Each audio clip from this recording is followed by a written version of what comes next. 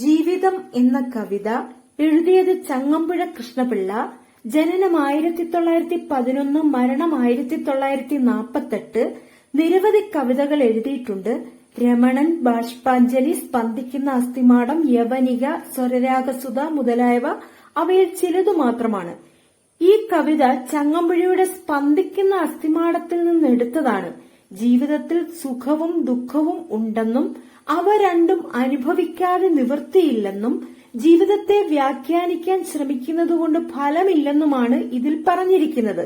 ജീവിതം മന്ത്രിക്കുന്നു നിങ്ങളിൽ ചിലരെന്റെ പൂവനത്തണൽ തോറും സ്വപ്നം കണ്ടിരിക്കുമ്പോൾ, ചിലരൻ മണൽക്കാട്ടിൽ മധ്യത്തിലൊരു തുള്ളി ജലമെങ്കിലും കിട്ടാതാർത്തരായി പൊരിയുന്നു. ജീവിതത്തിന്റെ രണ്ട് അവസ്ഥകളെ കുറിച്ചാണ് ഇവിടെ പറയുന്നത്. ജീവിതം മന്ത്രിക്കുന്നു, പതുക്കെ പറയുന്നു. ജീവിതം മന്ത്രിക്കുകയാണ്. നിങ്ങളിൽ ചിലരെന്റെ പൂവനത്തണൽ തോറും, പൂവനം എന്ന് വെച്ചാൽ പൂന്തോട്ടം, പൂന്തോട്ടത്തിന്റെ തണലിൽ സ്വപ്നം കണ്ടിരിക്കുമ്പോൾ, ചിലരാണെങ്കിൽ പൂവനത്തിന്റെ തണലിൽ സ്വപ്നം കാണുകയാണ്.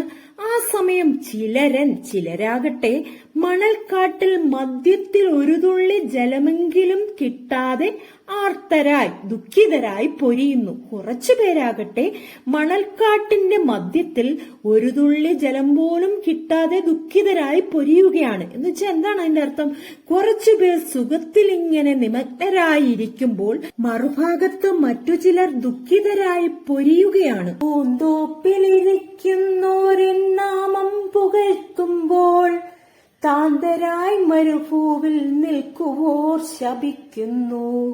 ഒരു ഭാഗത്തൻ രൂപം സുന്ദരമായി കാണൂ, മറുഭാഗത്തോ വെറും വൈരൂപ്യം ദർശിക്കുന്നു. പൂന്തോട്ടത്തിലിരിക്കുന്ന ആളുകൾ ജീവിതത്തിന്റെ നാമം പുകഴ്ത്തുകയാണ്.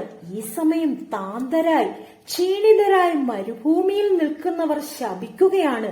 ഒരു ഭാഗത്ത് ജീവിതത്തിന്റെ രൂപം സുന്ദരമായി കാണുന്നു, എന്നാൽ മറുഭാഗത്തോ വെറും വൈരൂപ്യമാണ്, വിരൂപതയാണ് ദർശിക്കാനാകുന്നത്. ദർശിക്കുക എന്ന് വെച്ചാൽ കാണാനാകുന്നത്. ഇത് രണ്ടു തരത്തിലുള്ള ആളുകളാണ് ജീവിതത്തിൽ ഉള്ളതെന്ന് പറയുന്നു. സുഖം അനുഭവിക്കുന്നവർ ജീവിതത്തെക്കുറിച്ച് എന്നും പുകഴ്ത്തുകയാണ്, എന്നാൽ ദുഃഖം അനുഭവിക്കുന്നവർ ജീവിതത്തെക്കുറിച്ച് ശപിക്കുകയാണ് ചെയ്യുന്നത്. ഇവിടെ രണ്ടു ചിത്രങ്ങളാണ് നമുക്ക് കാണാൻ സാധിക്കുക. ഒരു ഭാഗത്ത് ജീവിതത്തിന്റെ സുന്ദരമായ ചിത്രം, മറുഭാഗത്ത് ആ ജീവിതത്തിന്റെ വൈരൂപ്യം നിറഞ്ഞ ചിത്രം നമുക്ക് ദർശിക്കാൻ സാധിക്കും. എന്നാൽ ഞാനിതോ രണ്ടുമല്ലെന്നാലിതോ രണ്ടുമെന്നിലുണ്ടെന്നാൽ ഒന്നുമില്ലതാനുമിന്നെന്നിൽ. ഇവിടെ കവി ഒരു സത്യമാണ് പറയുന്നത്. ജീവിതമെന്ന് പറഞ്ഞാൽ ഞാൻ ഇതു രണ്ടുമല്ല, സുഖവുമല്ല ദുഃഖവുമല്ല, എന്നാൽ ഇത് രണ്ടും എന്നിൽ ഉണ്ടുതാനും. എന്നാൽ ഈ ജീവിതത്തിൽ സുഖവുമുണ്ട് ദുഃഖവുമുണ്ട്, എന്നാൽ ഇല്ലതാനും ഇന്നെന്നിൽ. എന്നാൽ ഇതൊന്നും നിലനിൽക്കുന്നതുമല്ല. ജീവിതം എന്ന് പറയുന്നാൽ ഒരു സ്വപ്നം കാണുന്നത് പോലെ കുറച്ചു മാത്രമേ ഉള്ളൂ. ഈ ജീവിതവും സുഖവും നമ്മൾ അനുഭവിക്കുന്ന കാലത്ത് മാത്രമേ ഉള്ളൂ. ഇതെല്ലാം കഴിയുമ്പോൾ വെറും സത്യം മാത്രമാണ് ഇവിടെ നിലനിൽക്കുന്നത്. അതായത് ജീവിതത്തെ കുറച്ചുപേർ സുഖമായും കുറച്ചുപേർ ദുഃഖമായും കാണുന്നു. എന്നാൽ ജീവിതത്തിൽ സുഖവുമുണ്ട് ദുഃഖവുമുണ്ട്, എന്നാൽ ഇതൊന്നും നിലനിൽക്കുന്നതുമല്ല. ഓരോ മനുഷ്യന്റെയും ജീവിതവും മരണവും എല്ലാം കഴിഞ്ഞാൽ ഇവിടെ സുഖവുമില്ല ദുഃഖവുമില്ല. എല്ലാവരും മണ്ണിലോട്ട് ലയിച്ചു ചേരുകയാണ്. തോന്നലാണെല്ലാം വെറും തോന്നൽ മാത്രമാണെങ്കിൽ ചേർന്നു നിൽക്കുന്നില്ലൊന്നും ശാശ്വതമായെന്നും. എല്ലാം തോന്നൽ മാത്രമാണ്, വെറും തോന്നൽ മാത്രമാണ്. ഇതൊന്നും തന്നെയും നിലനിൽക്കുന്നതല്ല. ശാശ്വതമായിട്ട് എന്നും സ്ഥിരമായി നിൽക്കുന്നതായി ഒന്നും തന്നെയില്ല. അതായത് സുഖവും ദുഃഖവും എല്ലാം മാറിയും തിരിഞ്ഞുമെല്ലാം വരും. ഒരു കാലത്ത് ഇതെല്ലാം അവസാനിക്കുകയും ചെയ്യും. അതാണ് ശാശ്വതമായി നിലനിൽക്കുന്നത് ഒന്നുമില്ല, എല്ലാം വെറും തോന്നൽ മാത്രമാണ്. ചിരിപ്പിക്കും ഞാൻ തേങ്ങിക്കരയിക്കുകയും ചെയ്യും, മരിപ്പിക്കും ഞാൻ വീണ്ടും ജനിപ്പിക്കുകയും ചെയ്യും. കാലമിപ്പോഴും എന്നെ രാപ്പകലാകും കൊച്ചു കാലടികളാൽ അളന്നളന്നു നോക്കിയിടുന്നു. ജീവിതം മനുഷ്യരെ ചിരിപ്പിക്കുകയും ചെയ്യും, തേങ്ങിക്കരയിപ്പിക്കുകയും ചെയ്യും, മരിപ്പിക്കുകയും ചെയ്യും, വീണ്ടും ജനിപ്പിക്കുകയും ചെയ്യും. ജീവിതമെന്ന് പറയുന്ന കുറച്ച് സത്യങ്ങളെ കുറിച്ചാണ് പറയുന്നത്. കാലം ഇപ്പോഴും എന്നെ രാപ്പകലാകുന്ന കൊച്ചു കാലടികളാൽ അളന്നളന്നു നോക്കിയിടുന്നു. കാലം പോകുന്നത് എങ്ങനെയാണ്? രാവും പകലുമാകുന്ന കൊച്ചു കൊച്ചു കാലടികളാൽ കാലമിങ്ങനെ പോയിടുകയാണ്. ഇതിന്റെ ഇടയിൽ മനുഷ്യർ ചിരിക്കുകയും കരയുകയും മരിക്കുകയും ജനിക്കുകയും എല്ലാം ചെയ്തു പോകുന്നു. യുഗസഞ്ചയമെത്ര കഴിഞ്ഞു കാൽത്തുമ്പത്തെ നഖവിസ്തൃതി പോലും തിട്ടമായില്ലെന്നിട്ടും ഭ്രമണം ചെയ്വൂ തേജോ ഗോളങ്ങൾ മൽസ്പർശന ക്രമമൊപ്പിച്ചങ്ങിങ്ങു മാറിക്കൊണ്ടിരിക്കുന്നു.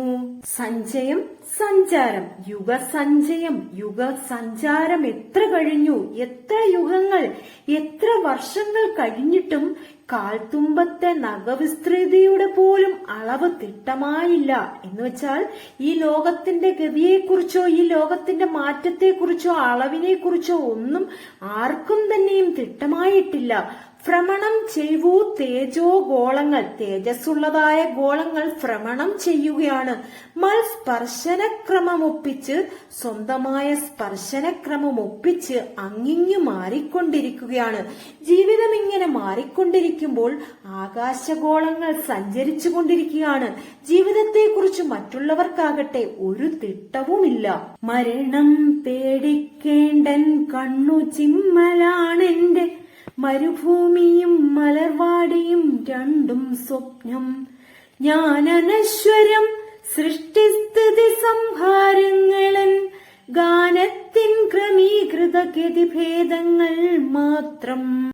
മരണമെന്ന് പറഞ്ഞാൽ പേടിക്കേണ്ട, ജീവിതത്തിന്റെ ഒരു കണ്ണു ചിമ്മല് മാത്രമാണ് മരണം. നമ്മൾ കണ്ണു ചിമ്മുന്നത് പോലെ നിമിഷ നേരം പോലുള്ള ഒരു പ്രക്രിയ മാത്രമാണ് ജീവിതത്തിന്റെ മരണമെന്ന പ്രക്രിയ. അവിടെ മരുഭൂമിയും മലർവാടിയും എല്ലാം വെറും സ്വപ്നങ്ങൾ മാത്രമാണ്. നമ്മൾ വളരെ ദുഃഖിതരായി ആർത്തരായി അലയുന്ന മരുഭൂമിയും നമ്മൾ സുഖത്തിന്റെ മടിത്തട്ടിലിരിക്കുന്നതായ പൂന്തോട്ടവുമെല്ലാം വെറും സ്വപ്നങ്ങൾ മാത്രമാണ്. ജീവിതത്തിന്റെ വെറും സ്വപ്നങ്ങൾ മാത്രമാണ് നമ്മുടെ സുഖവും ദുഃഖവും എന്ന് പറയുന്നത്.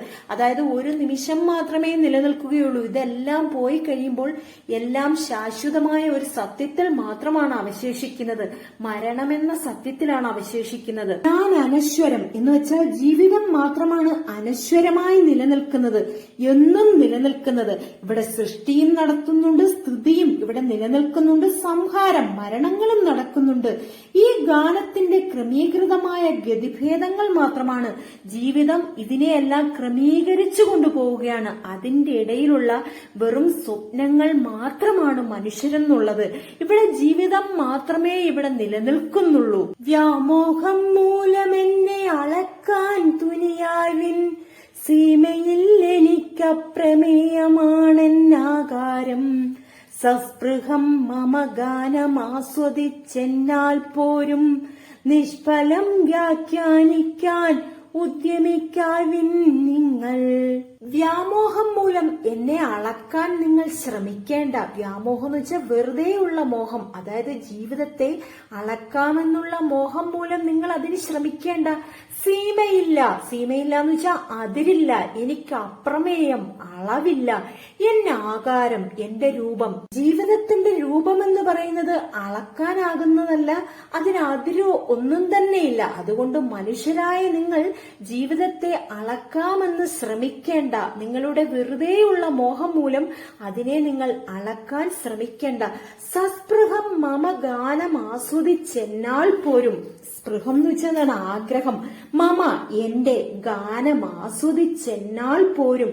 എന്റെ ജീവിതം എന്ന് പറയുന്നത് ആസ്വദിക്കാൻ കഴിയുന്നത് എനിക്കു മാത്രമാണ്. ജീവിതത്തെക്കുറിച്ച് അറിയാവുന്നത് ജീവിതത്തിനു മാത്രമാണ്. നിഷ്ഫലം, ഫലമില്ല. വ്യാഖ്യാനിക്കാൻ ഉദ്യമിക്കാവിൻ നിങ്ങൾ ജീവിതത്തെ വ്യാഖ്യാനിക്കാൻ ഉദ്യമിക്കേണ്ട എന്ന് വെച്ചാൽ ശ്രമിക്കേണ്ട നിങ്ങൾ. അതായത് എന്റെ ജീവിതത്തെ കുറിച്ചുള്ള ഗാനം ആസ്വദിക്കാൻ എന്നെ കൊണ്ട് മാത്രമേ സാധിക്കൂ, ജീവിതത്തെ കൊണ്ട് മാത്രമേ എന്റെ ഗാനം ആസ്വദിക്കാൻ പറ്റൂ. മറ്റുള്ളവർക്ക് ഒരിക്കലും അതിനെ വ്യാഖ്യാനിക്കാനാകില്ല, അത് വെറും നിഷ്ഫലമാണ്. അതിനായി നിങ്ങൾ ശ്രമിക്കുകയും വേണ്ട എന്നാണ് ജീവിതം പറയുന്നത്.